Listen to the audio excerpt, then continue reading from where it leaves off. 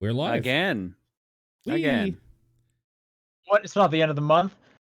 I'm not done with the TDP game. TDP plus game. I can't believe we're doing this again. Yeah. We should have put this behind a Impromptu. Kickstarter wall, honestly. Yeah. We should put up Impromptu another Final one. Fantasy VII Remake spoiler cast. Hooray, we just wanted to vent about 7. I don't know about vent. I wanted to vent about definitely wanted 7. to talk about it. We've been waiting for John to finish for a couple weeks now, and he's there, so we can talk in depth. So obviously, stop listening now. We're gonna spoil everything in that game. You've been warned. This is your last chance. But yeah. So this is the Top Down Perspective, and I'm Sean Booker. I'm Paul Fleck. I'm John Wheeler. All right, guys, drive this thing. Sean, you're driving. Get in the seat. Yeah. Do you want to just go through the game in order, and we'll talk about each? You know what? Do whatever you want, buddy. Go ahead, Chief. Weirdly, sounds so mad saying this too. Like, fucking do it, man. I would like Don't actually just to say me off yell. the top, if it's possible for you guys to try not and spoil the rest of the game for me. I don't know if you're kidding. I'm not kidding. I'm just like, if you can't, you Holy can't. shit. Oh, But if there's I'm going to any way- try. It's gonna take away like half the talking points of the ending. All right, I'm gonna try. Then, I'm gonna try. Then talk. I'll try. No, then talk. I'm just saying, if there's a way that you can pull back a bit, I'd appreciate that. But if you can't, that's fine. Like, Okay. This game's old. I get it. And as we can see, they're changing stuff. Yeah. Right. So. Yeah. Oh wait, they are? Yeah, it's the exact same as 7. This is actually a Final Fantasy VII spoiler cast for the original PS1. This game's 20 years old. No, okay. I'm trying to think. What happened first? You do the train sequence. You come in. You're Cloud. You got the combat. Combat's good. I like the combat. Sure. John doesn't like the combat. Fair. I think it's polarizing. I like parts of it and I hate parts of it. Sure. Okay. I also kind of maybe as like a basis. How much Final Fantasy have you guys played? And I'll start off. Yeah. I played the less than the first disc of 1 of the original. I got to.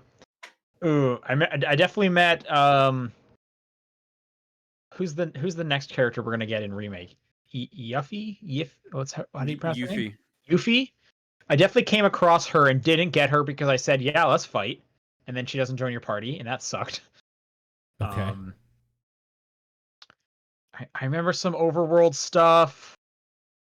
There was chocobos. That's about as far as I got. I have watched Advent Children. Okay. That's kind of important. They tie in some of that shit in here, so. I've played Crisis Core. Not all of it, but a good chunk. Also a little important. They tie some of that shit in here. I own Nathan's copy of Dirge of Cerberus. That game is terrible, but okay. That seems helpful. I'm just giving you all the Final Fantasy VII basis. And what else am I missing? I've seen Spirits Within. Is that useful? Not at all helpful, but okay. Not even remotely, no. Okay. Well, what about you guys? I have not finished Crisis Core. I played through Dirge of Cerberus. I don't like it very much. I have played through Final Fantasy VII multiple times. Full 100% like everything in that game. And I have started hard mode on this a few days ago, on this game specifically. Yeah, if we're just talking 7, I watched Advent Children. Yeah. I beat the original game, and I've played a little bit of Crisis Core, and I basically know how Crisis Core ends. Sure. Which is important. Yeah. In this specifically case. The ending. Yeah. All right, where are we going, bus driver? What do you want to talk about? Okay, so Let's break it the down. first big difference that I came across. So after you do the train sequence, yeah, and you come back to like the destroyed Midgar, and Sector 7? Oh, no, okay, right after, you mean. He means above ground. Yeah, okay. Above ground, and Jesse's like, man, did I use too much? What's going on? You see Sephiroth for the first time. That's the first real big change, right? Yes, that is In absolutely does not happen. Alleyway. Right. Right, because from what I know, Sephiroth does not show up until like the Shinra building Yes. originally. So they push Sephiroth right in there early. So how do you guys feel about them kind of putting Sephiroth throughout this, as opposed to just being this kind of talked about figure until that pivotal moment? But like, here's the thing: in the original game, they had so much time to kind of build him up because he shows up at the time that he's supposed to, and then there's like, okay, now you need to worry about him, and then there's like a whole like 2 discs to kind of get through his story. While I feel like he feels shoehorned here. Well, I mean, okay, so this whole game is a remake. It's more of a sequel than it is actually remaking 7. It's more of a fanfic of. It's a parallel universe. It is literally a parallel universe. So it's a retelling.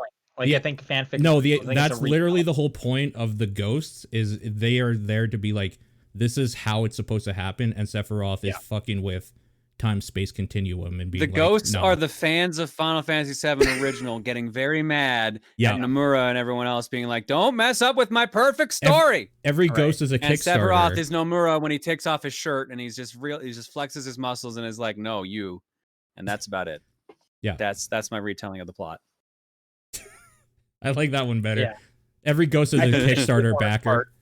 Does make sense though, because like I feel like when they were making, remake episode 1, whatever this is, they looked at it and they said, well, Sephiroth wouldn't actually be in this much, but this is Final Fantasy VII and people love Sephiroth, so we got to figure out a way to get Sephiroth in this much more than he's typically supposed to be.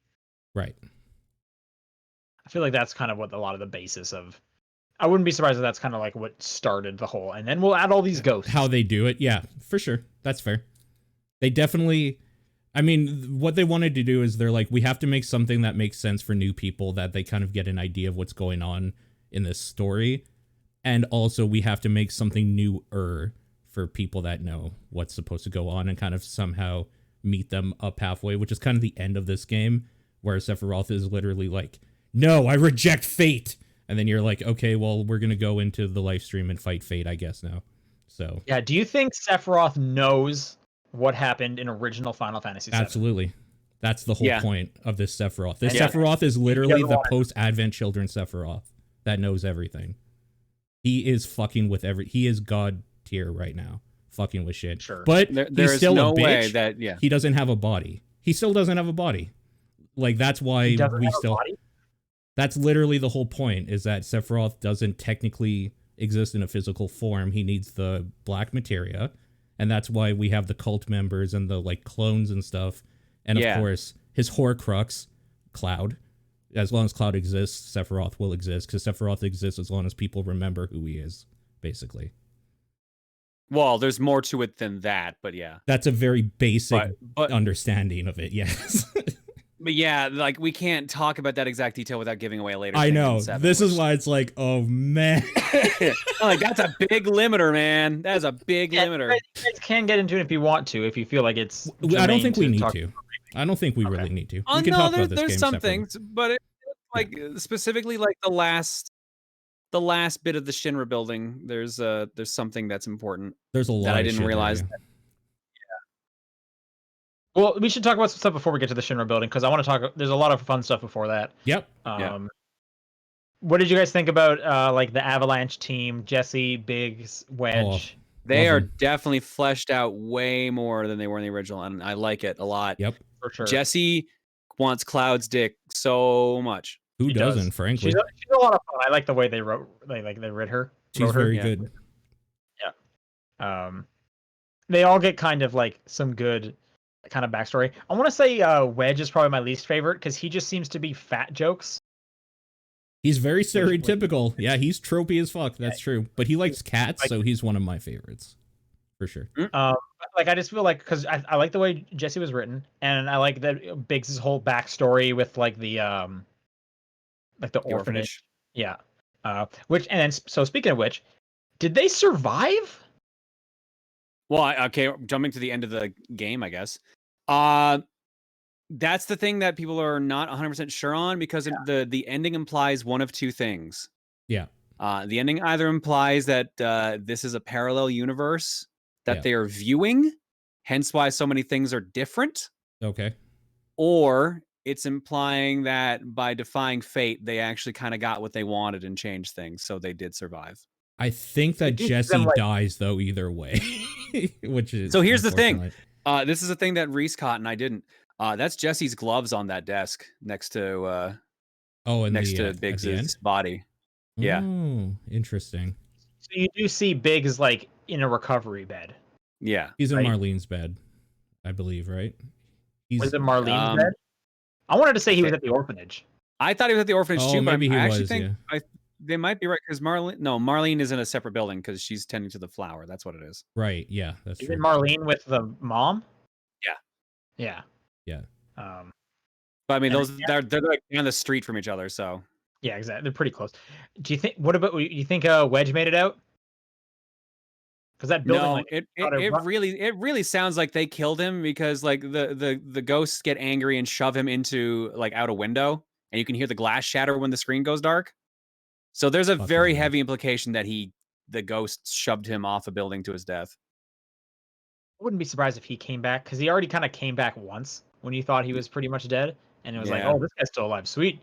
Like, wouldn't be surprised if there's like a running gag of him just like somehow surviving through all of this shit. Sure. Yeah, I could see that. Yep. Like I think of him like if I was to reference Dragon Ball Z, if you will humor me for a moment, he's like a Yajirobe, where it's like, why are you in this fight? Like you're not helping. You're just kind of watching Goku fight this, and you keep getting blasted back by all the energy, but you're still here. You're still here somehow. Right. Yeah, man. I don't know. Okay, second bombing mission.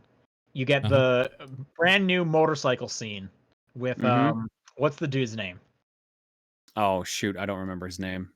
But he's an original character, do not steal. Yeah, the soldier. Yeah, the OC.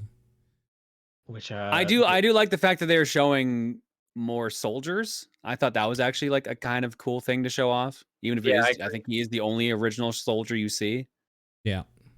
It hasn't been shown before yet. He's a lot of fun. I also don't like, whose side is he on?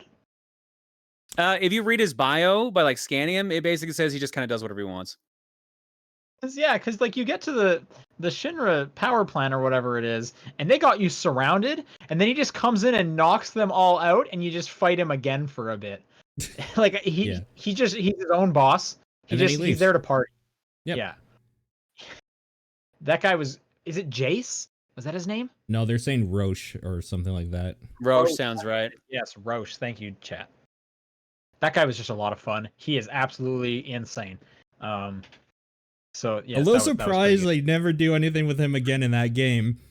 There's a point where I'm not just surprised. Like, he's not that back. game. Right. That game, and also like other Kingdom Hearts games, like love to create characters and then just throw them away. And then throw them away. That's another thing. Like, well, because look at like the OCs that they snuck into the whole story that feel like, yeah, I'm not gonna see you again. But then they're probably gonna be like a weird ass side quest we're gonna see in Remake 2 or 3, and it's like, oh, that's it.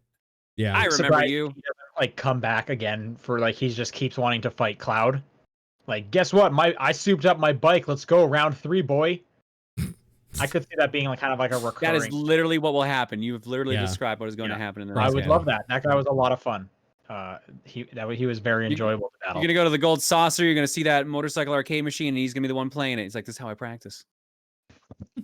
Could be like a weird nemesis for Cloud that you just run into every now and then. Because Cloud, if there's anything Cloud needed, it was a nemesis and not, Sephiroth. Right. Yeah. I would love it. I would absolutely love it if he kind of, in Roche's mind, figured like, oh, me and Cloud are rivals. It's just me and him. Yeah. All Cloud cares about is beating me, and all I care about is beating Cloud. Cloud doesn't think about him at all. Cloud knows, like, I have like actual shit to do. You need to get out of my way. But Roche won't accept that. He's like, nah, just me. You've honestly probably described that character. Actually, I could see that. I would love that. That would be very funny. That would be very good. You guys like the motorcycle parts in this game? No, I don't. They go on too long. Yes, that's the problem. This is the main thing I have issue with this game, period. Everything goes on too long. It does not need to be a 40-hour game. I mean, I didn't really feel that the game went too long. I thought the motorcycle sections got too long for sure. You like don't do enough damage fast enough. No, you really don't. It gets boring and dull. Yeah. Yeah, I agree. I don't like the motorcycle sections that much. Cool section in the original. Yep. Okay, I'm trying to think. Second bombing run, you meet Jesse's family. Yes. Thoughts on that? Cloud's a weird creeper, just like sneaking in. Stealing the whole ID thing with card. the dad. Yeah. I mean, that's what he was. He was literally like hired to do that. Yep. True. You never got that pizza? No. It's a shame. I heard the pizza was real good. That's the worst part. Hearing them enjoyed in the next room and having like fun and stuff while you're just in this comatose dude's den, basically, and like looking at pictures of his daughter on the wall. Just like, man, I want to be with them. I don't want to be in here. This sucks. So the mom thinks Jessie is an actress, right? Yeah, and apparently she actually was. Yeah. Right. I'm still surprised the mom does not comment why these three people, Jessie and her friends, show up in armor. And that's with ammo all over them and grenades. Like Biggs is literally walking around with like two like bandoliers. Yeah. Like he's just like super obvious. I guess the idea is she just thinks like stage props. I mean, the cool costumes. I mean, the best part about this, but literally, like they've already said this isn't the first time they've shown up. So like, there's no way they clearly don't have any other outfits.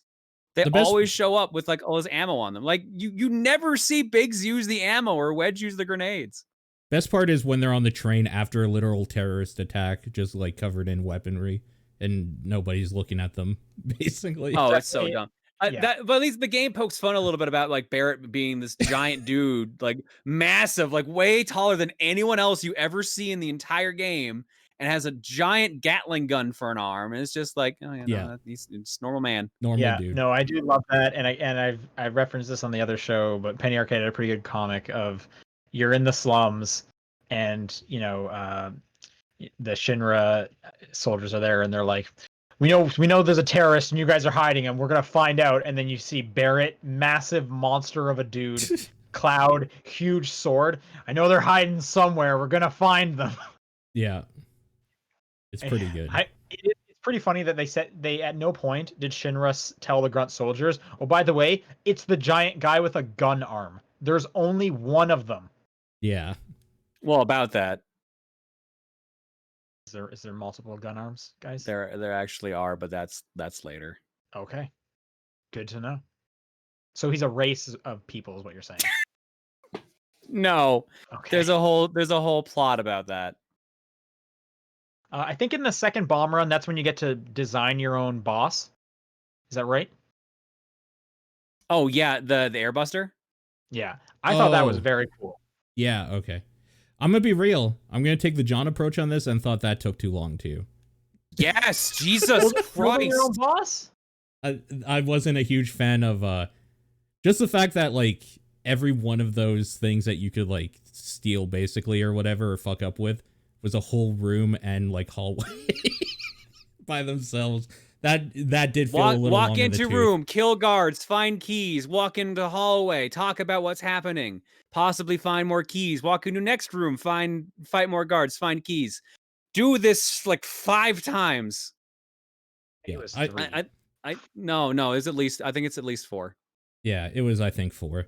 Because the first room has only one option for you. The second room only has one option, and then it starts going up from that. 2 options, then 3 options, or something like that. There's 7 total keys you can get, I believe. 6 or 7. Way 6 more. or 7. Yeah, no, because there's a bunch hidden in the hallways. Yeah, that's true. Oh, I don't think I saw any of those. So cool. like I thought that the worst was giving yourself items. That was the most useless one. Yeah, I was a bit bummed out from that one. I was like, oh, maybe I'll get like some super rare materials. Like, no, you just get like, like potions and like stuff. ethers. Yeah. Like, okay, whoa. I just made mine stupid. I took all the AI chips out so he didn't move that as fast. I think I took all the bombs out on mine.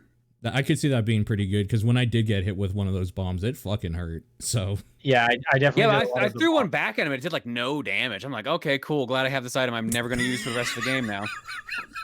yeah, I never used keep that this item. in my inventory. I never did use that item either myself.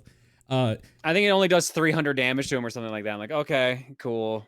Like, it isn't a huge gripe, but that could have been like 1 or 2 rooms instead of 4. That, like, I felt that part was quite long myself. But I do like that fight a lot. I really like that fight, actually. The Airbuster fight is all right. I like how they break up things. I like how it has different phases. The song they play during that is amazing. And I will say this, for all the gripes I have about the game, the soundtrack is phenomenal. Definitely the strongest point of the game. Top tier. For sure. Absolutely top tier. Yep. The combat system struggles in thin platforms or in tight spaces. In tight spaces, for the sure. The camera has issues. Oh, the camera's not great. Yeah, that's very There's many times where I had to like click in the like lock on, even though I never used the lock on, just to see if there was still an enemy to fight. Yeah, I had to do that a lot. Any boss that had multiple parts, when you use lock on, was a pain in the ass sometimes to tell which part you were locked onto. Yeah. Specifically, the boss fight we were talking about earlier on Top Down, the one with where you just Barrett and Aerith. Yeah, that one, because that had like 4 to 6 tires you could lock onto its core, and then sometimes its cannon. So it's just like, okay, cool, 6 targets, and from a distance I can barely tell which one I'm locked onto. And if you're not on the right tire, you just didn't do any damage to it because it's on the other side. Barriers, okay. You needed to damage a certain part at a certain time, and it's just, no.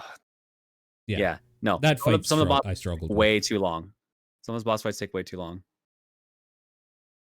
I did skip past the slums part. I thought most of the times I thought the side quests were the weakest part, but just because I liked the story so much, I don't think the side quests are bad, and they're all extremely short. Side quests weren't terrible. Some of them are straight out of the original game. Yep. Some of them you straight up need to do for like good items that you can't get anywhere else, which is kind of a bummer. Like straight up, like some of your like weapons come out of that. Some good materia comes out of those. Like some of the best materia in the game comes from, was it Chadley? I think his name is the dude who's like works for Shinra. The robot. That guy's name. Someone named their kid Chadley. Well, that dude's a robot. Reese kept calling him a robot the entire game. She's like, oh, it's a robot. He's literally a robot. He talks about being made by Hojo at the end. So he is. I don't remember that part. He's a cyborg of some sort. I mean, he wears the little eyepiece thing. When does he mention that? I'm not talking about the eyepiece, but yes, he does wear an eyepiece. When does he mention that? He says something about like being created at the end or whatever. It's a throwaway line. Chapter 17. You could literally go back to it. Someone in the chat is saying, he talks about that after game. It's a throwaway line. Like, it doesn't matter. Make materia? I don't know. Who knows, I don't know. I really like his fights. I will say getting Shiva was the first fight I struggled in that game. Like up until that part, I was just like mindlessly hitting square because you could. All right, I have two questions. Yeah. One, what difficulty did you all play on? I was on normal. Yep, normal. And Sean, what'd you say? Normal? Normal, yeah. Okay, and 2, how many times did you die in the game? 3 for me. It was more than 3 for me. Over 10, probably. I want to say it's probably around like a dozen, maybe. Yeah, I'd say about a dozen. Yeah, I died. Oh, okay. If I'm not counting the Chadley fights, then it's twice. But if I'm counting the Chadley fights, it's actually 4. In the actual game, it's probably twice. Yeah. Okay. Like the main story stuff. The Chadley stuff is weirdly hard. Leviathan kicked my shit in for like 2 hours. Well, so. Leviathan like is recommended you get to level like 30 when you start him, apparently, and you unlock him at like level 21, which is just bonkers. Yeah. That's a hard fight. It is a tedious fight. Yeah. And then there's a final summon, right? Bahamut. Yeah. I don't know what it is Bahamut. Okay. It is. I did not get that. I think that's how you got that through all of the. Yeah, they do all the other missions, which means you have to master one of each materia type. I did not do that, which is tedious. Yep. It is tedious. But at least when you beat the game, they are like, now you earn triple experience and like double AP experience or something like that. Yeah. Yep. Yeah, for sure. And presumably you've also at that point found the materia that actually like ups the AP you get. So Yeah, I did. I had found that, and I put it on Raise, and I never finished Raise by the end of the game, so it was probably a waste of time. Yeah. Fair enough. Okay, let's think. After the second one, you go and you meet Aerith. I thought Aerith was written extremely well. I like her. yes, One of my favorite characters in this game for sure. Because I did not like her in the original game very much. I didn't have any strong feelings about what her fate was in that game, and I really like her in this one. Yeah, I think she's probably one of the best written characters, honestly. Yep, for sure. Also, just like a lot of her scenes are like the more colorful areas, which is nice. She's also wearing red, so that's some color. I think this game is pretty dark and gray and brown everywhere, which is kind of a bummer. But then there's a few areas like her house, Wall Market, where they put color, and I think those are the best looking sections of the game for sure. A standout part I remember when you meet her in the church, because you're supposed to play that a certain way, because that's how it happened in the original, where you're in the raft. Anyways, the ghosts block you from materia you can clearly see, and it drove me fucking crazy. I was so mad. Yeah. And you go back and get it, and it's like super not worth it. It's like prayer, and you've had two already. I think it's prayer or chakra. It's one of the two. You're right. It might be chakra. I think it's chakra, actually. That's true. Man, what a bummer. That was so annoying to me. I remember that clearly, just being like, I can see it. Just let me out. Because I'm gonna be real, the ghosts are the dumbest addition. I hate annoying. the ghosts. Yeah, like you guys said, there might be a payoff for the end story. No, I don't think that was a good payoff. Well, I think that was an awful payoff. So the payoff with the ghost is that they're their destiny, right? They're like forcing we were saying you into earlier. destiny. I thought that was a cool payoff. Like that was I thought that was a interesting. terrible payoff. I'm like, oh man, I expected more than that. Like I would have found it more interesting if they were the ancients. I would have been like, all right, I'll accept that. Cool. That sort of makes sense and why they seem like they're on both sides of this. So would you have preferred this game to just be a straight up remake then? I would have either preferred A, it was either a straight up remake, or B, they were more upfront that it is not a straight up remake. I wish they were more upfront it wasn't a straight up remake. Because it is very much not a straight up remake. And I thought that was a little confusing at first as well. No, I personally love that it was almost this kind of secret that was revealed near the end of like, hey, we are going to change some stuff. And they put it in there narratively. Like, what other game or movie does this, right? Like, this is such a cool kind of like remix almost. Because a straight up remake, they could have done that and it would have sold fine. But here's the thing. I think I don't know if this has been confirmed or not, but I think there was an interview recently where they said, yeah, they're not going to fuck with the story as much in the rest of them. So like, then why'd you have this weird ass flex in this one then? Okay, well, I mean, I hadn't heard that, and I would be surprised if that is true, because it seems like, no, we're going like crazy with it. So if they don't fuck with the story that much, you're right, this is a waste of time. Everything they did in this game was a fucking waste of time, because the literal whole point of this game is like taking fate and throwing it out by the end. So part 2, we don't know what's going to happen. Ooh. And if we know what's going to happen, it's like, well, that was useless. The rest of Final Fantasy VII Remake won't drastically change the story. Quote by Kitase on how different 7R will be from the original story. We're not drastically changing the story and making it into something completely different than the original. Even though it's a remake, please assume the story of 7 will continue as 7 always has. I think at some point they can't change it too much, because then it's not Final Fantasy VII. You know what I mean? But I like... I'm trying to like I like that it's diverging in some way. Like I almost kind of want them to, like, if you could think of like a DNA strand go back and forth. Go back and forth where they kind of keep touching like, oh, well, we're gonna hit those main points, but we're gonna kind of maybe we're gonna flip it on its head a little bit, kind of. Mm-hmm. That's kind of how I picture it. That's how it works for this one primarily, right? A little bit, yeah. Like even for sure. though Sephiroth was in there more of it, it didn't change much of the story. It was just kind of weird visions that we already kind of knew Cloud was going to start having. Sure. Yeah. Mm-hmm. Yeah. But I think it's so exciting that they're doing this like weird version of a remake as opposed to just, no, we made it look really good. Because I think that's less interesting. Yeah. I don't know, man. I would if the changes had been more I'm torn because if the change has been more dramatic, I feel like I'd be more invested. And the dramatic changes that are there at the end of the day, I'm like, okay, I kind of want to see what direction this goes in. Sure. But then now if they're talking about possibly not being that drastically different, then what the fuck was the point of those changes in the first place? Like, can I talk about a spoiler, an actual 7 spoiler? But is also the end of the game spoiler. So, yeah, if you want to. So the scene where you see Zach, Zach is surrounded by tons and tons of Shinra guards. Yeah. That is where he is supposed to die. That's he's supposed to die. Yeah. Straight up. And at the end of 7 Remake, you see that he did not die. Yeah, because Fate is basically destroyed. So yeah.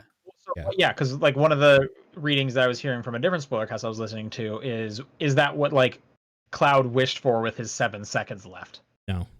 To change, you have 7 seconds to change, because I don't think that 7 seconds has happened yet. That's foreshadowing. No, that is either foreshadowing to a chance to save Aerith, or it's foreshadowing when you fight. This is what Reese looked up. When you fight Safer Sephiroth, like the final boss fight, there is a 7-second countdown that happens in that fight. That could also be the reference that they're going for. I'm pretty sure that's the reference. And I kind of think they're going to go with the thing where you save Aerith and sacrifice Cloud, or the other way around. I think they're going to do a thing like that. But that's this is what I think is going to happen. I think because there's this idea of all these like parallel dimensions, other story timelines, right? We're really kind of getting. I think what's going to happen is we're going to be kind of, I don't know if jumping through them or seeing them or attempting them, but Cloud's going to be trying to save Aerith and everyone, and I think he's going to have to learn that no matter what, Aerith has to die for like the world to live. I think that's the story. That's she is literally no matter the most powerful being in every Final Fantasy when she dies, so that makes sense. Yeah, like I think Cloud's going to have to kind of come to the realization that no matter what he does, Aerith has to die. But again, I still think I know that Cloud modeled himself after Zack, so that's why I kind of am for the reading of him making Zack live. Yeah, but then this brings to the question: is that a parallel world, or is this? True. That's how I read it. Or has he actually somehow used this to rewrite history? That's how I read it, because Aerith says something about she hasn't seen the rain in a while, and that's like when Zack was supposed to die, right, or whatever. And then they pass through each other at that one part. Like, Zack is alive and Aerith is, like, going into the yonder, and they kind of pass through, like, different points in time at that time. When they're both there with, like, Aerith in the middle, I read that as just kind of them showing both timelines at once. Yeah, for like, sure. Aerith has stood that's what I mean. Twice, kind of. You know what I mean? And that's why it was kind of, like, weird for her or whatever, because Zack should be dead. Like, this should not be going on. Here's the thing: if they hadn't changed it this much, we would not be doing this spoiler cast. That's true. Probably. But I'd also be okay if we hadn't, because it would just be like, okay, cool, this was just like a fun, enjoyable game, instead of being like, what are they doing? Yeah. Well, personally, I'm enjoying the mystery.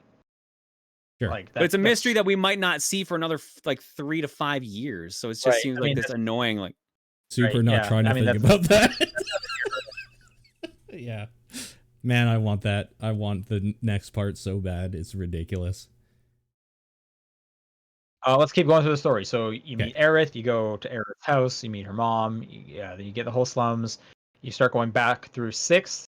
I thought the hand crane puzzles were pretty lame. That part sucked back then, and it sucks now. Okay, so it was in the original game. I thought for sure, like, I swear I remember this. Yep. Was there the actual cranes? I thought, or were they just like in a background? You actually had to like move them around. Shit. Yeah. Okay. So you go back, then you get to my favorite part of the game, Wall Market. Wall Market is definitely one of the strongest parts of this game. I think it is the most enjoyable. But it is very annoying to your first time around to figure out where to go. Getting your bearings. That map was very hard to read. Yep. I liked that it was so big and sprawling, because no other map had been like that. Like, that's a fair point. And that was this is literally the second town you deal with, basically. Yeah. I think it's like the biggest area in the game. It must be, right? The game's not that big. Once you get the fast travel, you realize just how small that game is, and you could probably run from one side to the other in 10 minutes. But I mean, like when you get the fast travel, it's also like, yeah, no, this area is no longer available, so that's not a thing you need to worry about. So that's literally like a third of the map gone there. But I see where you're going.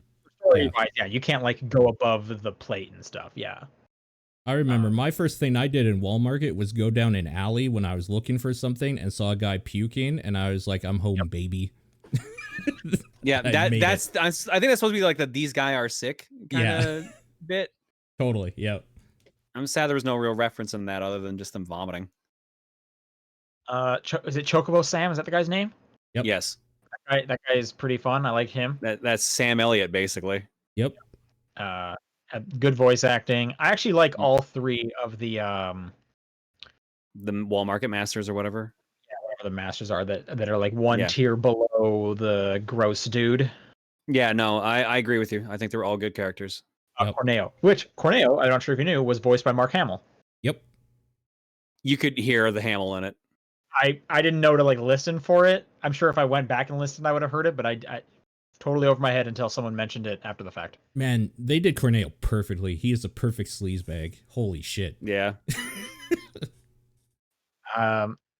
The hand massage.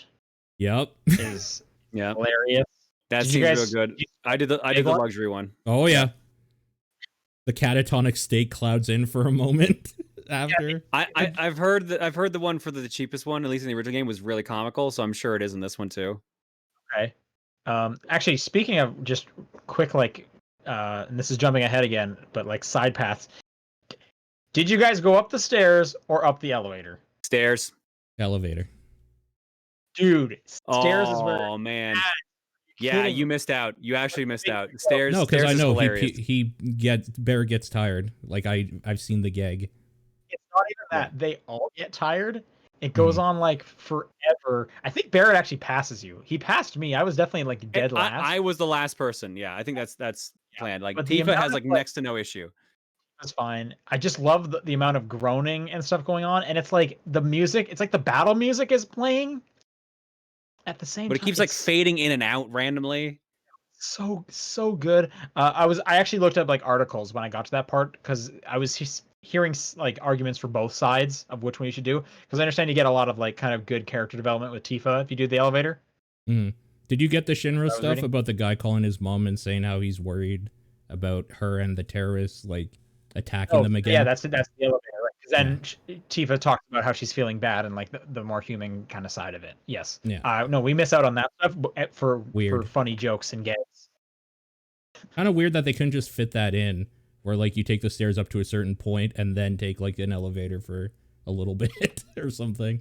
Huh. Yeah. Well, yeah, it's a good decision. The stairs are so funny. I like them quite a bit. I love just how like dead Cloud is. That's great. I just like when they all climb at the very end and there's just literally like an actual real life minute of them just breathing heavily, looking down at the ground. No one is saying anything. You can't move at all. It's just this long deadpan like, all right, let's go. You start off at normal speed, but Cloud slows down like 6 times. He gets progressively slower to like 6 different speeds before he is like just almost crawling up the stairs. It is very good. Okay, so yeah, Wall Market. The dance is fantastic. Yep. Yeah. Especially because like they preface it with, "All right, Cloud, let's see what you can do," and he does some like bullshit sword thing that's not a dance. Yep. And then when he actually does it, it's just like go and and you do a bad dancing mini game, rhythm music game. But the dance itself is fantastic and like holy smokes. So we've talked about this. I fucking hate that mini game because I want to see the thing and I'm too busy looking around the screen for where this poorly like this faded little fucking thing that I'm gonna press is and what time to hit it. I want to watch that. They could have made that HUD a lot better, but like that's a problem most rhythm games have, so I can't like really dock it much for that one. Yeah. It's definitely like the most Yakuza part. It makes me want to go play some Yakuza because I know I'm going to get a whole bunch of like Wall Market-esque ridiculousness. Yeah. And Aerith is super into it, which is great. Aerith is very into it, which is great to see. She's having a great time. Kind of in relation with all this, you're you get to go to the gym for the first time, Yeah. which is so enjoyable.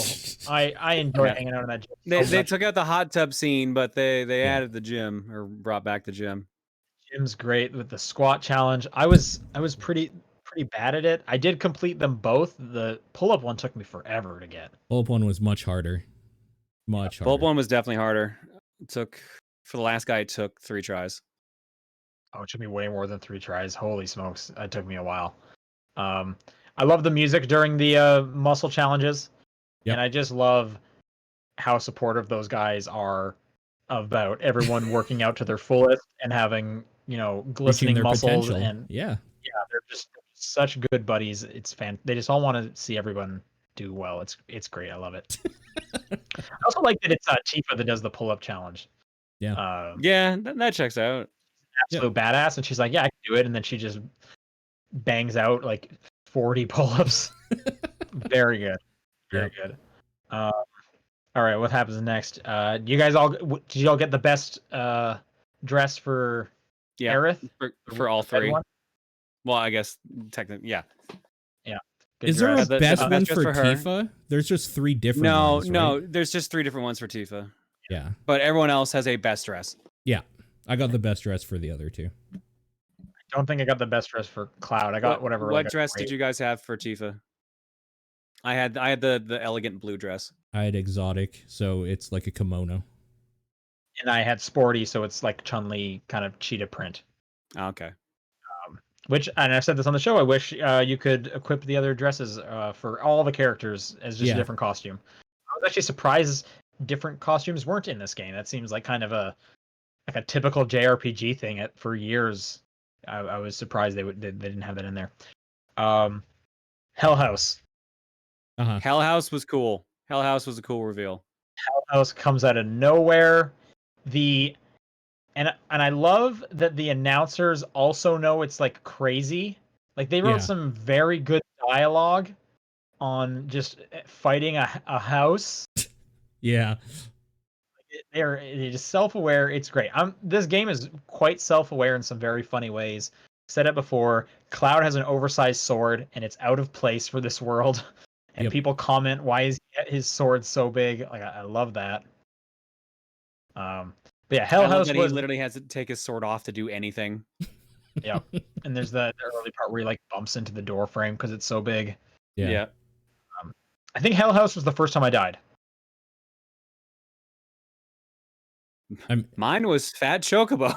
Yeah, I was gonna say I did the material stuff before. So I just remember Hell House was the first like kind of wall I kind of hit of like, oh, I really need to like get good now to fight because I didn't figure out the magic stuff with the windows. Yeah, if we're not counting the simulator fights, then my first death was escaping the sewers. Okay. That fight with the 3 or 4 like dragoon style monsters that can turn into frogs. They're the worst. Because you don't get any maiden kisses. I had 1. Yeah. And they just destroyed my party. And jump at that time can basically one-shot you too. That's a strong attack. Yeah, it does some ridiculous damage. Yeah. I hate those things. I absolutely hate that enemy. So, yeah. There are more annoying enemies to fight, in my opinion. The Phantom, I think is what it is. The ghost that can just disappear and then reappear behind you no matter what. I hated that. Yeah, those are a pain. Luckily, you can insta-kill them with a revive, though. Thank God. Oh, that does actually work? The revive spell kill? Yeah. Okay. I knew Cure worked, but I didn't think... I tried using a Phoenix Down on one and it didn't. So. But they have this thing that they do where they can reflect it, so you got to be tricky with it, and it's fucking annoying. That's probably why I didn't notice it then. Yeah. I'll go back to the Coliseum. I think you guys had told me if I had, there's like some other cool content and you get the second limit breaks you were saying. Yeah, I didn't get any of that stuff. I didn't know. I thought it was just going to be kind of like, I just didn't think I was going to get much out of it. I thought the same thing too, and then I was like, when I realized like, hey, where was the volume 2 of the weapon upgrades? I Mhm. looked online. It's like in the Coliseum next to your limit breaks. I'm like, oh, okay. And I'm really glad to get those level 2 limit breaks because those are all extremely good. They're very good. Holy shit, which I- the Dolphin Fury or whatever for Tifa is so good if you get the right positioning for it. Fuck. Catastrophe has a ridiculous amount of stagger to the stagger gauge. It's Catastrophe is hilarious. very good. Yeah, that's a good one too. Yeah, I mean, I did all those because I just like that combat, so I wanted to grind out all the materia. Yeah. So I have max I'll materia. admit the arena was fun because it didn't get too difficult. It was Yeah. it was a bummer, sort of, seeing that they wanted you to put each character through specific sets, Yeah. and then the sets were the exact same. Because, like, Yeah. most of them were fine as Tifa, most of them were fine as Cloud. Barrett just felt like a slog. I really wish they had tailored like a good, neat challenge for what those characters excel in, rather than just the same monster type for each one. Yeah. Yeah. Later on, when you unlock the Shinra simulator, I did the Barrett exclusive one, Yeah. and it sucked because I did not know I needed. I think it was fire. It was like the only element I didn't bring, and 4 of the 5 were weak to fire. I'm like, oh. Yeah, those are fucking hard. Those are where most of It's my like deaths have 20 happened. minutes. It was just grueling. Kept running into a pretty silly issue. Anytime I would come across, some kind of like section of the game where I was going to fight a lot of like Shinra soldiers, they would typically go back and forth between being weak to like fire or lightning, because there would be like robots. And Okay. so every time I'd be like, okay, I got Cloud hooked up with fire. Here we go. Oh crap, I'm fighting robot after robot. All right, let me switch to lightning. Anytime I did, it would be a bunch of dudes weak to fire at that point. Yeah. Sounds about right. It was getting super strange how every time I would switch, I would just get the other enemy. It's like they knew. And for some reason, I didn't equip both. I had my like materia set up where I could only have like one type on each person or something. Whatever it was, that was pretty silly. Did you choose to only have one type on each person? Yeah, Oh, because okay. well, it wasn't like specifically for each person. I think I just had like one for Cloud, because I was like, okay, and then Tifa's gonna have these 2, and then Barrett's gonna have this one, and I've got like the main 4 elemental ones, kind of like that. Yeah, Just the way I I had it understand. set up, because I wanted like all on Cloud. I wanted the one that you can like put the materia into your sword attack. So I just had them full of other stuff that I Sure. definitely wanted Cloud to have. Yep, for sure.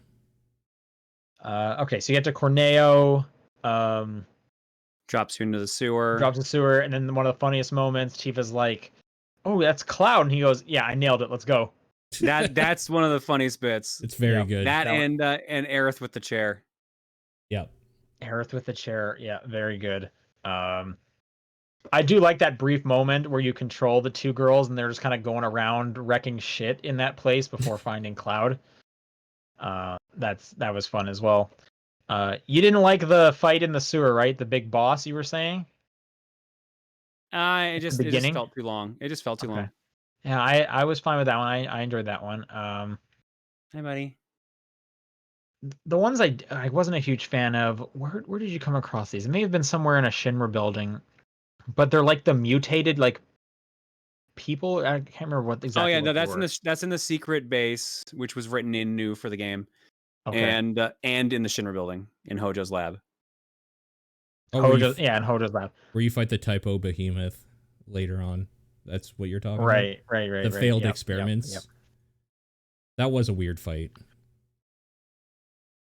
Okay, so then what's happening? After that, is it now you're headed for the collapse of the pillar? Corneo drops you all into the sewer. You fight Abzu, I think is what his name was. And then, you run through the sewer to get back to Sector 7 to warn everyone. Yeah. Yeah, and then you're climbing up the tower, and all your friends get killed. It's so sad. No. I actually thought that was pretty sad because like I said, I was really enjoying Jesse. Well, because they fleshed them out enough that it was like, okay, now I actually feel bad. Like, you barely felt bad in the original 7, but this one, like, there was actually a bit more weight to it. Exactly. Like, I barely remember those characters from the first game. They were so throwaway. Especially because Jesse's death is just talking about how she failed. So bad. God, I hate that moment. It's like, fuck. It's real bad. Oh right, so I forgot about the train graveyard. That's what makes that thing take so long, because it's like the sewers, which take a while. Yeah, Then it's the train graveyard, which takes a while. that's right. Yeah, did you guys like the Then train it's graveyard? that. Nope. No, because I don't like the environmental Fighting stuff of ghosts. having to move stuff and then backtrack to move a thing, then going back. Like, I don't like backtracking around to like move environmental stuff. I liked the aesthetics of it, like kind of all dark blues with like the spirit lights everywhere. I thought it was a good looking area.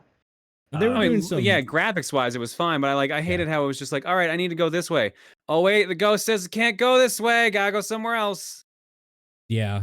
You like the boss fights, the two in there?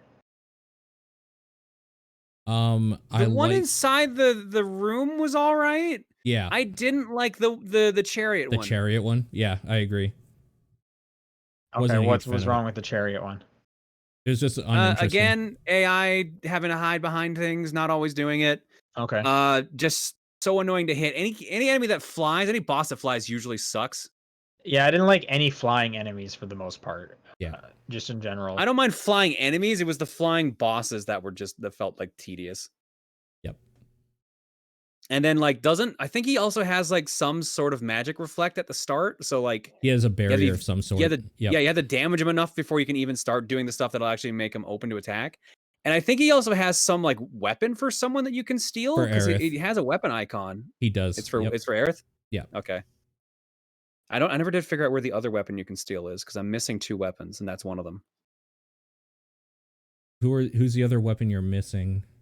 Fuck if I know. Yeah, fair.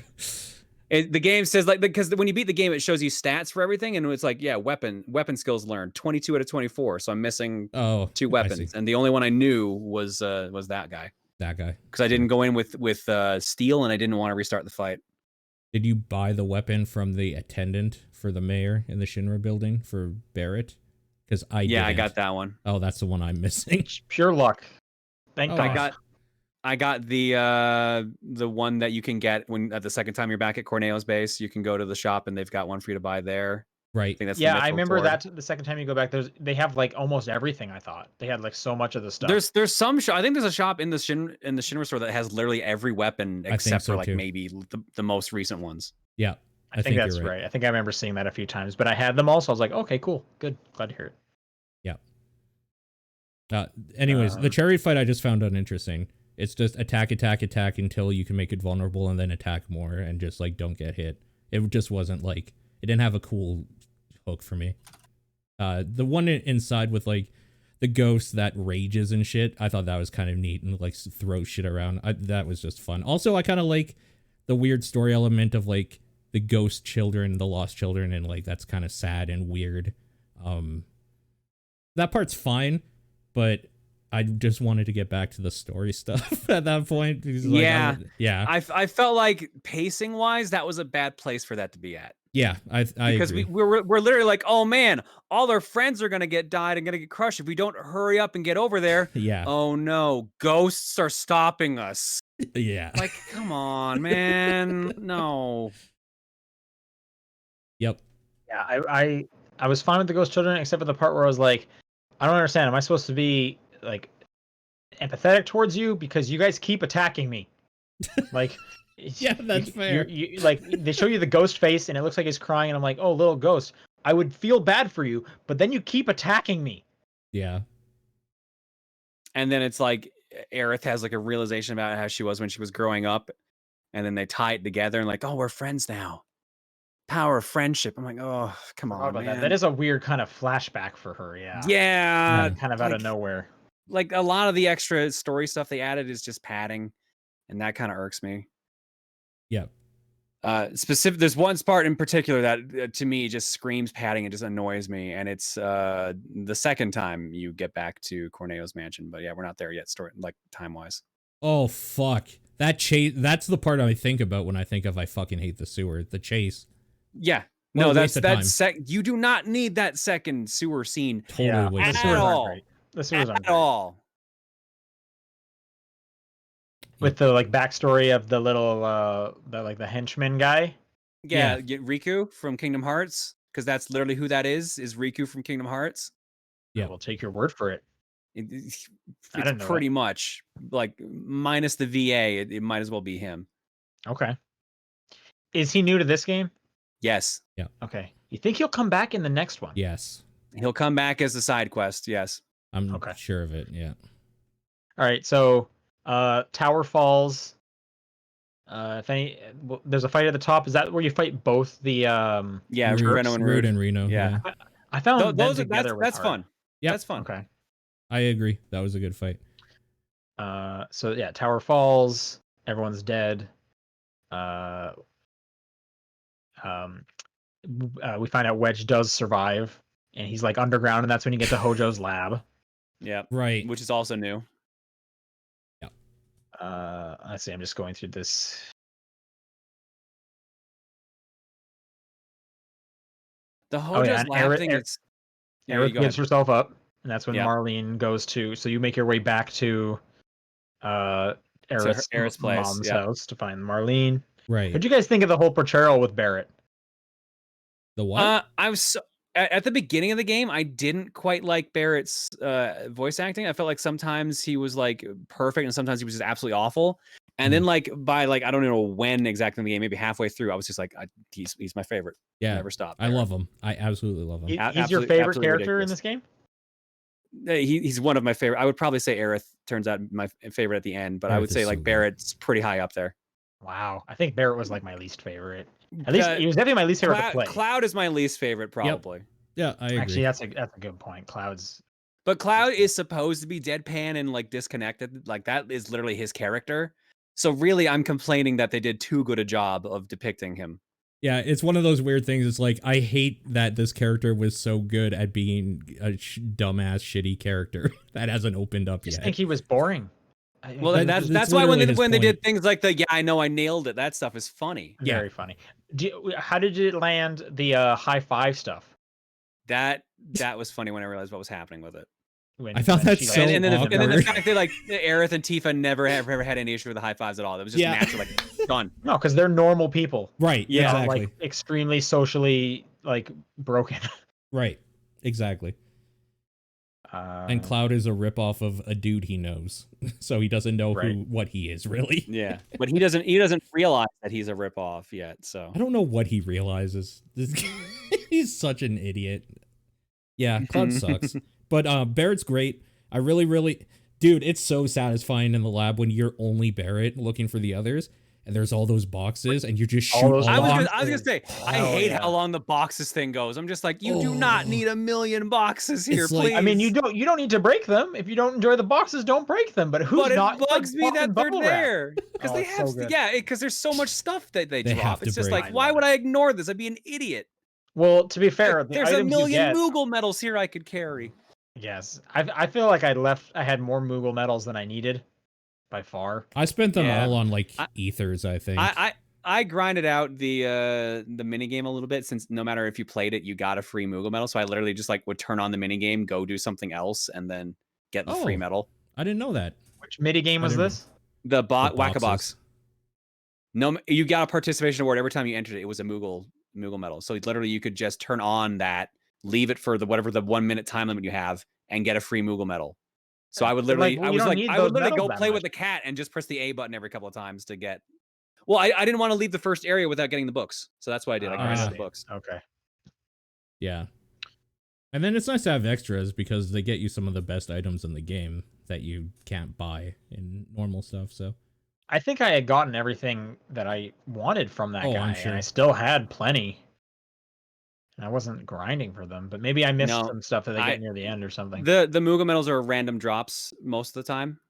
There are some predetermined spots for them, but the majority of them are randomized in the boxes. So it just depended on how your luck broke down. I had enough to buy 2 of the books, I think, and a couple extra stuff. So I grinded out the other 2 books. Okay, so they get back to Aerith's house.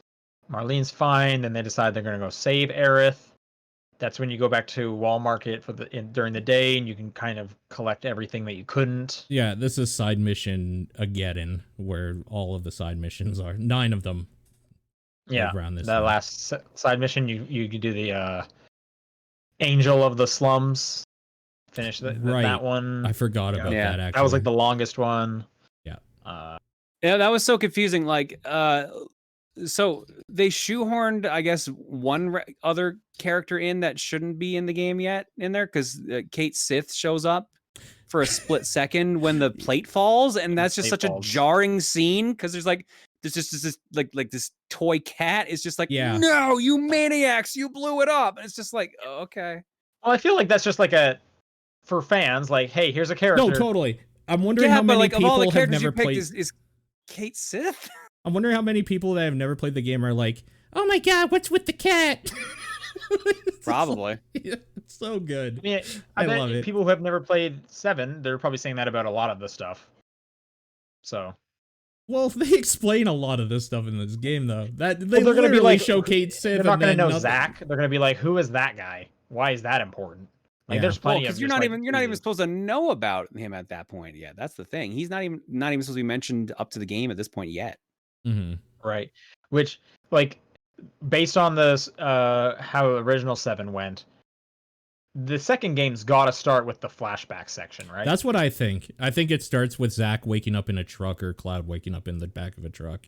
And then you play a extended sequence of what that flashback would be. Maybe as all 3 of the guys in one team. I think so too. Like, they're definitely going to... Yeah. In my head, that makes sense to do anyway. Like, that's going to be like a 5-hour chunk now. They're going to make that a lot bigger, right? Flesh that out. That's going to be 20 hours? The whole part 2 is just the flashback. Ugh. I don't like. I mean, my guess is like, that's gonna be like a 5-hour thing, and it ends with like a boss fight. When it normally would. With Sephiroth, and he kicks the shit out of you, probably. Okay, so now we're climbing the wall. We're getting into Shinra Tower. Anything before the tower worth talking about? I found that part boring. Going through the the grappling hook. Yeah, I feel like it was cool that they added the grappling hook as a thing, and then like it literally was just, it didn't add anything. Just standard Shinra enemies. Nothing new. There were maybe 2 things you could deviate for. Yep. With the grappling hook. Yep. It was kind of cool. And then conveniently they forget you have the grappling hooks later on in the game, so there's like some situations they could have gotten out of with the grappling hook. I didn't even think about that. Yeah. No, like literally, like one of them is lost, but the other 2 are shown to be fine. That's funny. I didn't think about that. Yeah, nothing to talk about there, I guess. Honestly, the next thing to talk about is when you're going to the tower and you like see it for the first time in like up close, and you're just like, oh, here we go. And they do the one scene, like the cover, box cover. Yeah. That was cool. I'll give him that. That was cool to see in the game. And it's like, Cloud, why are you grabbing your sword for no reason? Like, he puts his hand up there to do like the pose. Yeah. And then he just puts it back down. It's like, what are you doing, man? Everything okay? Just stretching. Okay, so you're going up the tower. I like that they were putting like real humans and like employees there that are just regular people. Yeah, that was cool to see. It's not just like a weirdly empty place and whatnot. That was basically them showing like, not everyone in Shinra is a monster. Like, there are some actual normal people that work here. Did you guys, did your game like freeze or like bug out when you were in the rafters? No. And you were looking down the vents. The vents, I mean. No. Just leave him down here with me. Because this actually did happen. This happened for multiple people I saw online because I Googled it. When you're in like the bathroom and you go up into the rafters and you can look through the vents at a couple different boardrooms, the option to back out of looking in the vent disappears. Wait, sorry, say that again? So when you're in the rafters and you can look down through the vents, there's like 2 boardrooms, the option disappears to back out. That happened to me. Happened to numerous people on the internet because I was able to Google that exact thing. So I had to like restart my previous checkpoint because there was no way to get out of it. I couldn't back out of looking down at a vent. Yeah, because there's supposed to be a like press circle to go back. That part disappears and there's nothing you're just stuck in that little viewpoint. Oh, weird. So I was like, weird. Okay, well, I'm not going to look at that first one. I'll look at the second one. Same thing happened. So technically, in my canonical playthrough, I never looked down at those people that were like talking about how are we gonna like fix a whole plate, blah blah blah, stuff like that. Huh. Yeah, no, But I yeah, haven't heard Shinra that. Tower looks cool. They have like the like lounge areas and the cafeteria where you get the like final battle section. Get some good materia and stuff from there, Yeah, which is the cool. combat training simulator. Combat training simulator. Yep. Trying to think. That's when I finished Leviathan. I kind of did a tiny little bit of grinding there, just because they give you so many battle things to do. I did a few of them, but then a bunch were like, "Why don't you do a bunch as one character?" And I was like, "I gotta do 5 waves with no healing, one character. Pass. I'm good. I want to beat the game. I'm I good." mean, you can put healing materia, whatever. Yeah, you're right. What else? So okay, Red 13. What do you guys think of Red 13's non-implementation? I don't like it. I wanted to play with him. But you don't play as him at that point in the game, I don't think. I can't remember. That's the one thing I couldn't remember. I could want not to say remember. you probably did because I'm assuming you could play as him as soon as you got him. I remember you name him at that point, but I can't remember if he's playable at that point. I feel like he isn't. I'm pretty sure he like you name him and then he runs off or something like that. Don't quite remember. I don't remember. I understand like not making him playable in this game because he's only in there for like 2 hours. So that would be a lot of work for 2 hours. Then that could have delayed the game another 6 months. He helps in the fights and then he helps in the platforming. But also that whole maze is overkill. Yeah, the Hojo area. Like that the 3 whole area is stuff where you're going back and forth. Long. You guys told me like that chapter was like the last 6 hours of the game, and it felt like 8. It just felt like it took forever. Yeah. There was actually a pretty hard fight in that one. It's where you're Tifa and Aerith, and you're fighting these like 2 dudes that can poison you. Yeah. Right before the like sword centipede what the fuck are they called? thing. They're like called the Zakiki or something like that. Yeah, I actually had a bit of a hard time with them. Just like, those guys.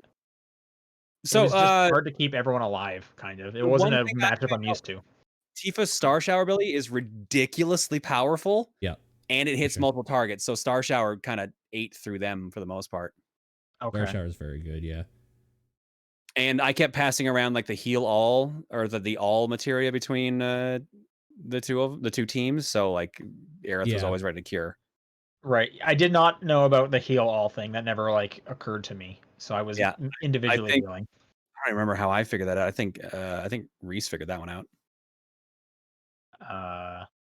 But I was switching materia every single time that there would be a character switch because I was like, I don't know if there's like a big fight coming up. I need like my best materia. Here's passing back and forth. Yes, here's another gripe of mine. Let me be able to make a materia loadout so I can one button switch. Like, goddamn, I hated specifically doing the combat training stuff where you have to like go in solo as Cloud, as Barret, as Eric, blah blah blah. I'm just spending most of my time fucking like getting my materia set every time I go in. Like, you can sort of do that, but it's tied to your weapons. Yeah. I've seen people in the chat saying you could play as Red 13 in the Shinra building in OG7. A couple people are confirming that. Okay. Yeah, I couldn't remember that part.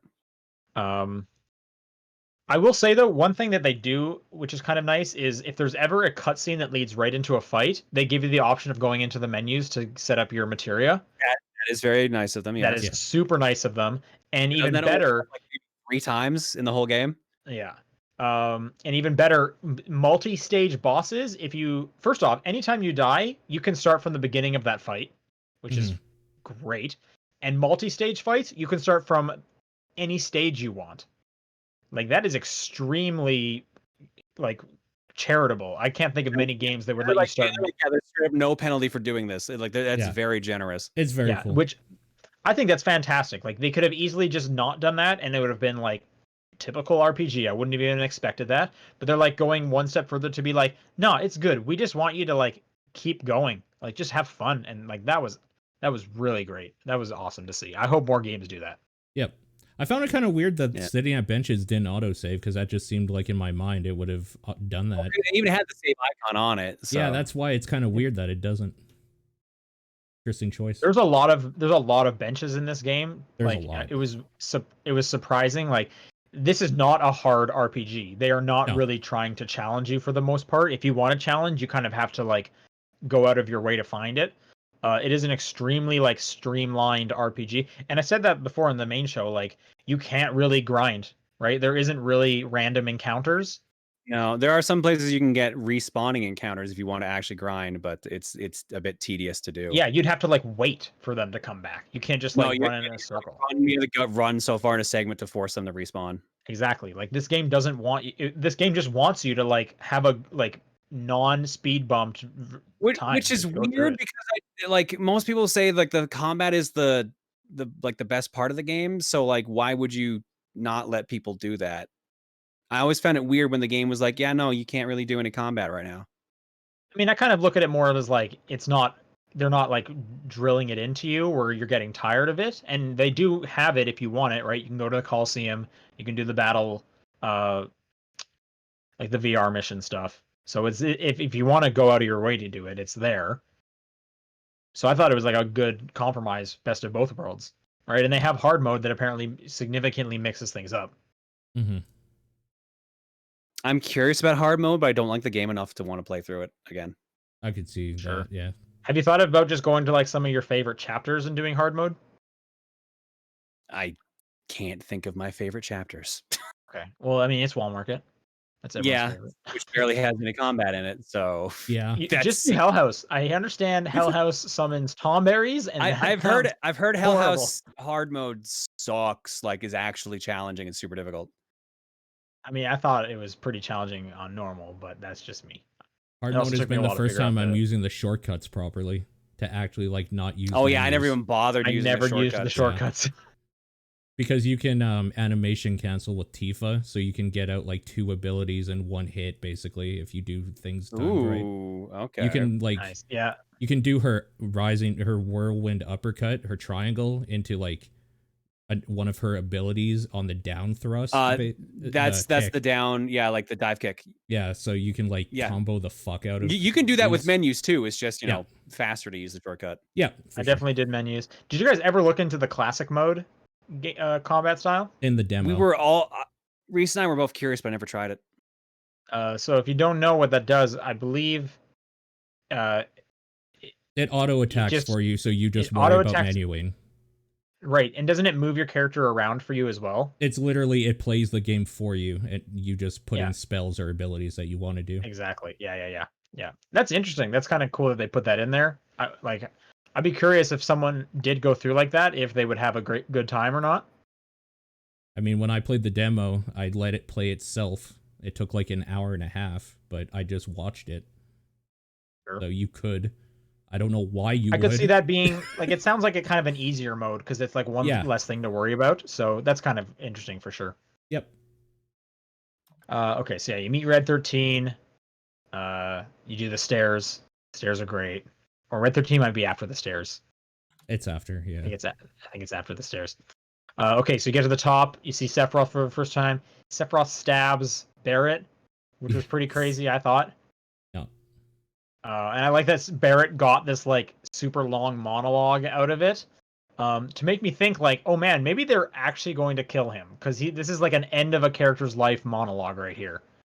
And then fake ghosts are like, nah. The fake ghosts bring it back. Which is why I think they're gonna keep doing stuff like that, and that's kind of like the DNA strand of like, whoa, look, we're getting, nope, we're back. Whoa, look what we're doing. Whoa, we're back. To John's point, that kind of like makes no sense with the ending of this game if they do it that way, though. I don't know. I'm curious to see how they do it.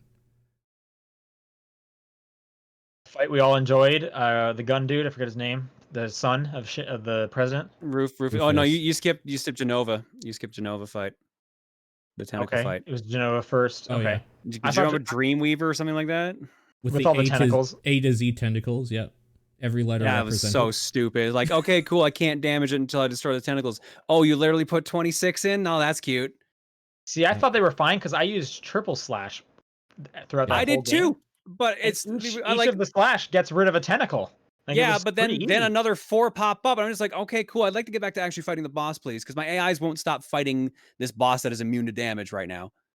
Oh yeah, no, I did not struggle with that one. I didn't think it was a bad fight. I was totally cool I with didn't it. think it was hard. I just thought it was Yeah, it dumb. wasn't hard. Because you're right, triple slash did instant kill every piece, but it just was just like, okay, cool. No, 3 more. Oh, you're really gonna go all the way to Z, huh? I think it actually stops at like T. Yeah, I don't think it got all the way to Z. Yeah. But that's still really dumb. That's still 20 tentacles. Side question: did you guys ever use the parry materia? One of the Once best or twice, materials in and the actually game. was really good. Yep. Okay, I definitely I think there was like a Kotaku article that was like one of the Turk fights made me fall in love with the parry materia. I never used it. Parry was good. The counterattack special you learn is also really good. I basically ate through a bunch of the bosses with that. Yep. I like the counter. The whole like 2 stance thing was pretty interesting. Very good. Yeah. Yep. And then you get one of Cloud's like main attacks like switches the stance he's in. Disorder. Yep. Yeah. Yep. So that was I didn't use it a ton, but like anytime I could think about using it, it's like, oh, this would actually be a pretty good combo if I did that. And then because I know I need to be able to counter this guy because he attacks so often or whatever. Yep. So that was cool. I thought that was a fun depth to the combat. Cloud OP. Yeah. Okay, so gunfight dude. That was fun. Rufus fight was fun. Yep. Rufus, I keep forgetting his name. Then there's the tank inside the lobby, which fuck. that sucked. Took a while for sure. That I boss don't think fight was many just way people were a too fan long. of that one, honestly. I haven't heard glowing reviews of that fight, so I think we're all in the same page. I don't remember disliking it. It just took a while. Yeah. That was about it. So and I guess I kind of just like wrote that off as like whatever because I was playing as like my 2 characters that are one, Aerith is kind of weak. And then Barrett, it was like my least favorite to play as. So it was like, I don't expect it to be a great. Barrett's super fun. Once you realize things like, okay, whenever you're done firing like your normal gun combo, if you tap like the triangle button, you like fast recharge. Like once you get that rhythm, it feels really satisfying. Yeah, he's real I wasn't good. super into Barrett specifically. I just hated the fact that his roll was awful. His dodge was terrible. So you basically you literally had to use him as a tank.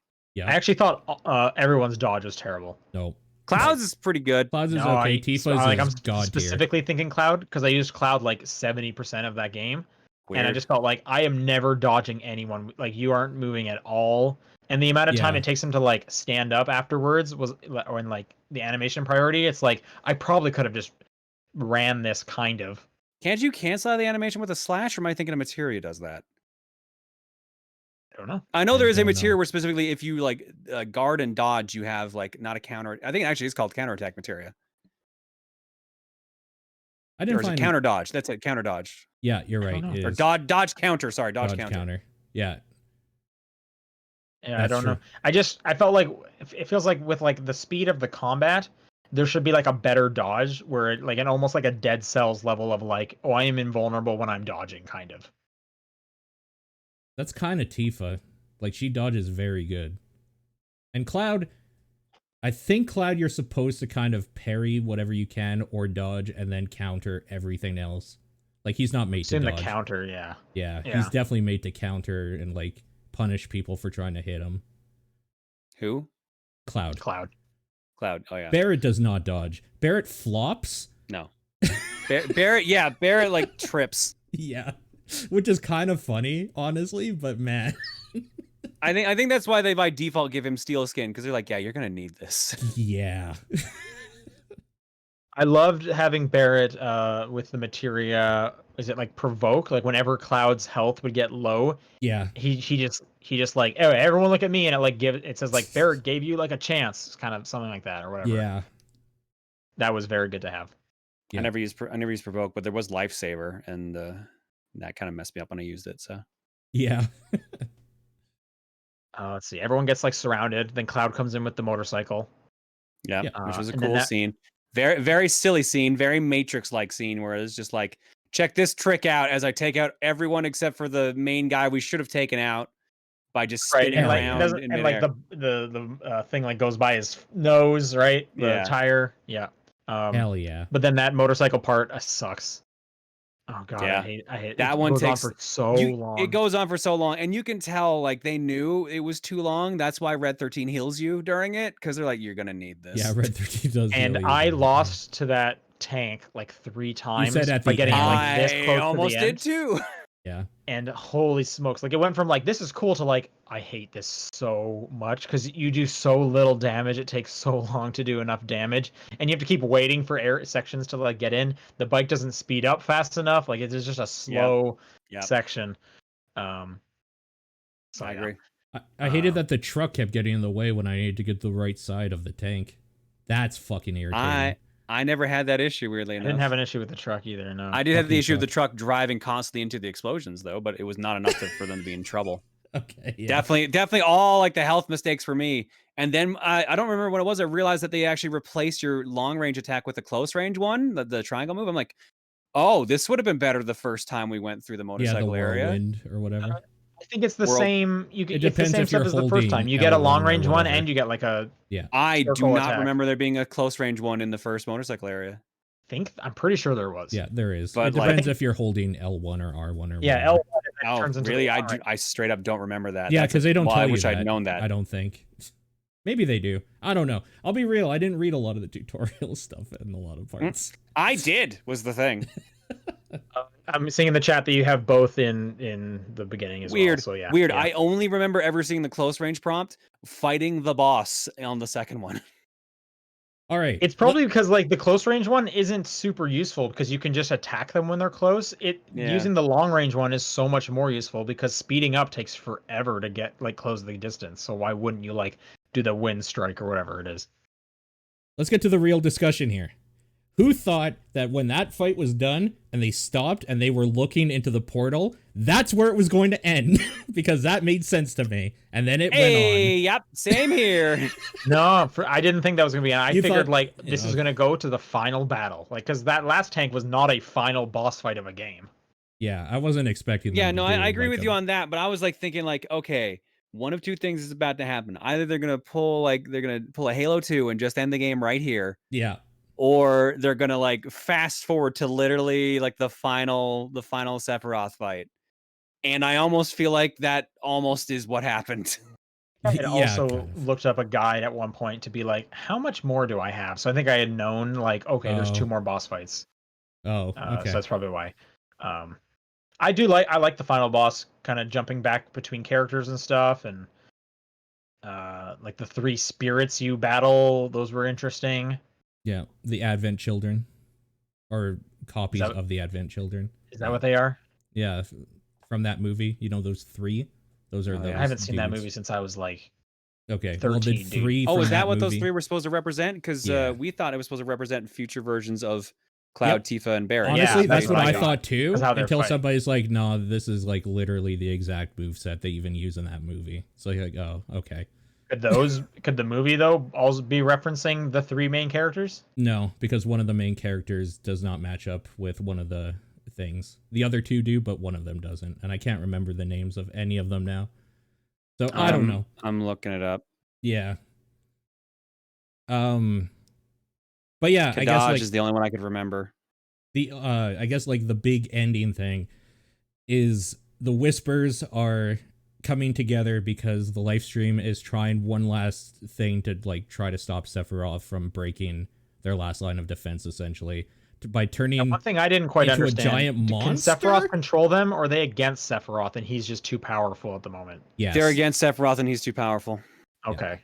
Because it seemed like they couldn't do anything to him, and he could like open like a rift between them with his sword and stuff. Yeah, they were trying to stop him, and he's like, "Nah, nah, bitch, it's fine. I'm going through here."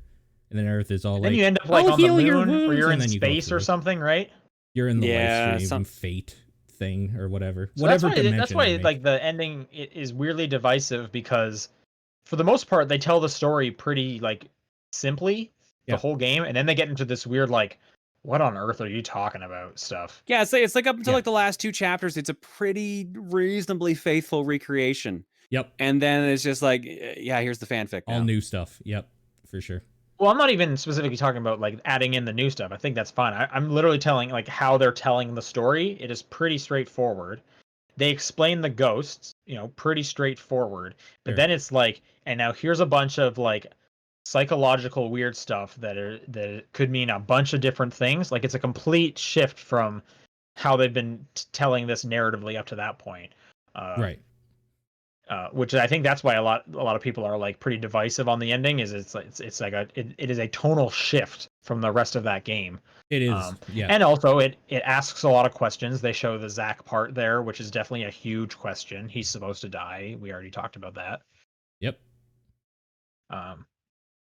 It makes me want to like revisit some of those other games to be like, because I barely remember Dirge of Cerberus, Crisis Core. I was going to say you don't need to remember Dirge. Yeah. Yeah. Oh yeah. So one thing I forgot to mention, back in the Shinra building, Sephiroth climbs to the top of the tower and dives off. But in the process of diving off, turns into I guess one of the Advent children, whatever you want to call it, like one of the failed experiments. Yeah. You see the number 2 on his shoulder. That's Cloud's number of the experiments. So. Oh, weird. Yeah. Okay. So that's an implication there too. I don't think I paid attention to his number. Huh. Yeah, I didn't know Cloud had a number. Are those like the experiments? Those like cloaked people? Were they in the last game? Because I don't remember that. No, they were not in the original game. Okay, that's what I thought. I have such an urge to go back and play the original. And I understand the like ports of it that are like on the Xbox now and stuff have like a pretty easy streamlined like way to just like almost speed run through the games now. But that's also crazy talk. Playing all of original Final Fantasy VII right now, it's crazy talk. But original Final Fantasy VII is the same fucking length of Remake. That's what blows my mind. Yep. That's great. I love that though. That's absolutely insane. I love that. I had such a fun time with this. I want a lot of it. Like I want it to last a long time. I think they added too much fluff. I think it needed to be trimmed down a bit. I want more parts I can almost with guarantee 2 teams you could fighting. probably trim off 10 hours of that game and it would be perfect. No, I don't want that. It's a 40-hour game. You could trim. It's a 40-hour game made out of a 5-hour section of the original game. I'm totally you can trim off 10 hours. I wouldn't want it. I enjoyed my whole time. Like I could take away 2 hours. I'd be happy with that. 2 hours. I had a lot of fun with that game. Yeah. Jesus. I mean, I finished with 50 hours in it, and I'm still playing it, so I'm good with what it is. Yeah. Honestly, because now like I'm choosing what I want to do. I wouldn't be playing 50 hours worth if it was all side stuff. I'll tell you that. Oh yeah, no. And that once the game lets you actually do what you want, it feels better. I'll give it that. Because that's literally what happens after you leave Midgar anyways in the original game. Yep. But like I really feel like they could have trimmed like the fluff, and to me it would be the perfect game. Like it would be much better. I'm hearing in the chat apparently Cloud didn't have a number. Well, yeah, no, Cloud doesn't have a number, but I'm alluding to something else with it. I'm trying to stay vague for Sean. Oh, okay. Yeah. All right. Anyways, I like when big groups of a team do different things to fight a big monster, and I think that's cool. I like that you are doing things with your team to weaken it enough so that Barrett and Red can do their thing. I thought that was neat. I want more of that, but with 9 members by the end, all doing something. Yeah, my biggest concern about the later games is what are they going to do when you have so many party members? And can you miss them? Can I not get Vincent or Yuffie this time, or are they going to be forced on me? Oh, they're definitely going to be forced on you. I honestly thought that one girl with the giant hat was like literally just Yuffie in like an outfit. Kyrie or whatever? Yeah, I hated that I missed Yuffie in the original game. I can't think of many like RPGs where you can straight up miss characters. Most Final Fantasies. Yeah. Okay. Well, to be fair, Final Fantasy 6 you can, Final Fantasy 7 you can, and then like I think every other game is like, oh, you can miss a summon or something like that instead. Yeah, that's pretty different. So, and I haven't played 6, so from the 2. So I don't want to miss anyone. If I find out I can miss someone, I'm definitely using a guide so that I will not miss someone. That would suck. I don't think they are going to make that happen, especially with how much time they are putting into these characters now, the voice acting and the backstories. I just don't think they would let that happen. No, you're right, for sure. I am a sucker for when a group is doing something together to take down a task. I fucking love that shit. The best part of Advent Children is literally when they're all just throwing Cloud further and further up to attack Bahamut. Oh yeah, Best part. you're right. That's a cool. Advent Children is a bad movie. That's the best part of that also movie. bad. Good. It's 2 minutes, but it's dope. That part. I liked it when I was 13, but No, I have not watched it since. that part holds up. You know what else holds up? In Sailor Moon, where they're fighting Queen Beryl and she's like holding the wand and then all the ghosts like join together. Shit's dope. Anytime you get a group together to do a thing, it's fucking awesome. I'm a sucker for that shit. And I want it. So like I when want Teen the Gohan end. is fighting Cell, and then Goku as a spirit Yes! does the father-son Kamehameha. Honestly, now you're speaking my language. Honestly, yes. I want the ending to literally be all of them have to do something to take down like Neo Genova or whatever the fuck new thing they do to like make it a big deal. I really, really want them all to be doing a thing. I don't want it to just be like I'm okay if it ends with Cloud and Sephiroth fighting in live stream nothingness on the moon or whatever the fuck they want to do again. But like, I really want a big team effort. I love that shit. I'm sure there will be. Yeah. Which makes me think when they add more characters in, they're not going to do the whole now pick your party. This is your party for the next. No, they're they're definitely gonna write the characters into things you're doing for sure. This seems like an extremely tailored experience. I agree. Which I for one am totally for. Like I want to see liking how what they they're do doing. Sid. I need to know how they do Sid because they can fuck him up. He needs to be gnarly in the right way. Yeah, he's gonna be interesting to control too, because he's basically a dragoon because he has Yep. jump and everything. So Cool. Man, what if they don't let you control anybody else? They pull a Red 13 and everybody else just controls himself. that would suck for like the 100 hours left for the remakes. There's no Apparently way that's they're the gonna pace do they're that. going at. No, because they know it. They know Yeah. like these characters are some of people's favorites, right? Like, I'm pretty confident with the rest of this game. Like, they knocked this one out of the park. They know what they seem to like. They get it. The way they're riffing on it, like they get it. That's how I figured it out. And I mean, we're all in agreement. The next one is surely going to be much better. Like, it has to be, right? I'm so curious how they'll do the whole like, what's your starting level? Does anything transfer over? Yeah, I don't know Like, about that. how does either. that part? They're work? definitely gonna have you either start at a default level, or if you have a save or some way of proving a save, since there's no way it's also gonna be on PS4. Yeah. You probably get like some starting materia. So like, do I just start with the best materia in the game? Like that just seems like lackluster. No, they'll probably give you like, all right, here's like a thunder materia and it's already at level 2 or something like that. Right, but at that point, I have less materia to level up. You know what I mean? Unless they're gonna create brand new materia. They probably will. They have more characters to worry about, more situational things. They didn't give us things. gravity, Yeah. did they? In this, I think gravity was in it. No, you don't have the. There's gravity items, but there's no actual gravity materia. Okay. Because there is an orb of gravity that you can get, but it's not actually a materia. You're it's right. A usable Like item. summons would make sense. You only got 4 of them, so they can just kind of keep adding in more of the summons. That's and then totally half of them were makes DLC or like pre-order stuff. What a bummer. I gotta upgrade just to get that shit, just to have it. Yeah, I like pre-ordered the deluxe edition, and I don't get Carbuncle. I got Cactar and Mog and Chocobo. How do you get Carbuncle? Carbuncle was the digital pre-order of the deluxe edition. Son of a bitch. I got something for digitally pre-ordering it, which meant, pre-installing it an hour before it went live. Woo. And I think it was like Teen Chocobo or Kid Chocobo, something like that. Probably Chocobo and Mog. Oh. No, I think Chocobo and Mog was the one you get, is like the first summon you find in the... Oh, Chick Chocobo. You're right. Chocobo Chick. Yeah, that's what it was. The one with the giant forehead. I forgot about that. Yes. Yeah, that's what it was. I see. Yeah, I'm excited for the next game. I can't wait. I'm super curious. PS5, here we go. I really like that Sephiroth fight at the end. How it's one-on-one with Cloud for a bit. and then Aerith comes in, and no matter what you're doing, he's always able to like block the other person. Basically, like it's fucking dope.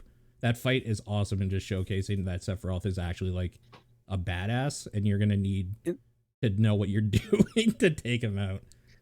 The one thing I hated about that fight was I got to a point where I was struggling to keep my players alive, and building up meter without attacking Is a takes pain. forever. That's another complaint I have. Like I picked my character with the fastest speed, which was Tifa. Yeah. And she was building no meter because she couldn't be aggressive without chancing getting counterattacked and killed. And like I didn't want to fail the fight. So it's just like, all right, I guess I'll just run and hope I don't get chip damage to death. Yeah.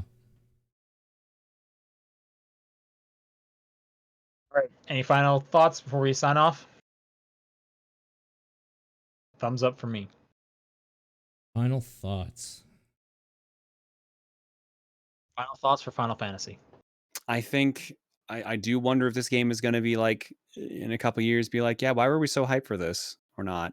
It's really going to depend on how well the second game sticks the landing. Yeah, I think that only is determined based on how the subsequent ones do.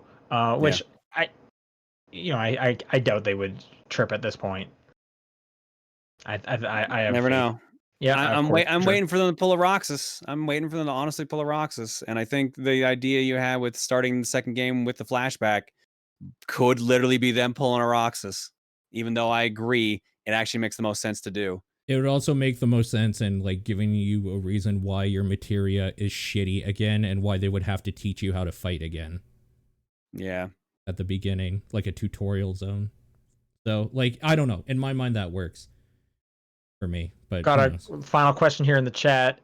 Did you prefer the voice acting to Advent Children? I don't remember the Advent Children. And this, for sure. This is way better. I than thought Children's. I thought Aerith and Tifa's were great. Barrett took a bit to grow on me, but then it was really good. Yeah. Cloud, I hated simply because he was actually the perfect Cloud. Yeah, he's just a piece of shit. But like, yeah, I don't like the fact that literally everything in the game is voice acted. Like, I don't need to hear 30 NPCs talking at once when I'm trying to listen to a news recording. You're right. You're actually right. Yep, that's very true. That was overkill, and also probably one of the reasons the development slowed down. But yeah, no. Otherwise, the voices were fun. Yeah, I really like them in this game for sure. All right. Man. Well, thanks everyone for listening. Come back next week for a regular show. And we'll see you guys later. Thanks. The other show, right? Oh yeah. Bye. And the top. Yeah. That's next week, right? All right, we're doing 2 next week, right? Oof. Oh. Bye, everybody.